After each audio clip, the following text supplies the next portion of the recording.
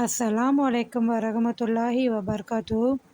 ஒரு நாள் ரசூலுல்லாஹ் ஸல்லல்லாஹு அலைஹி வஸல்லம் அவர்கள் சஹாபாக்களிடம் கேட்கிறார்கள், எந்த ஒரு கஷ்டமும் இல்லாமல் எந்த ஒரு கவலையும் இல்லாமல் நீங்கள் ஒரு நாளைக்கு 1000 நன்மைகள் பெற முடியும் என்று சொல்கிறார்கள்.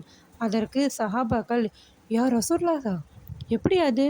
ஒரு நாளைக்கு எந்த ஒரு கஷ்டமும் இல்லாமல் எந்த ஒரு கவலையும் இல்லாமல் ஒரு நாளைக்கு 1000 நன்மைகளை பெற முடியும்? யார் ஒரு நாளைக்கு 100 முறை அல்லாஹ்வை நினைத்து தஸ்பீஹ் செய்கிறானோ அவனுக்கு அல்லாஹ் ஒரு நாளைக்கு 1000 நன்மைகளை தருகின்றான். அது மட்டும் இல்லை, 1000 பாவங்களையும் மன்னிக்கிறான் என்று ரசூலுல்லாஹ் ஸல்லல்லாஹு அலைஹி வஸல்லம் அவர்கள் கூறினார்கள். அல்லாஹ் அக்பர். அதைத்தான் அல்லாஹ் குர்ஆனில் கூறுகின்றான். யார் ஒரு நன்மைகள் செய்கிறாரோ அவருக்கு அல்லாஹ் 10 நன்மைக்கான கூலியை தருகின்றான்.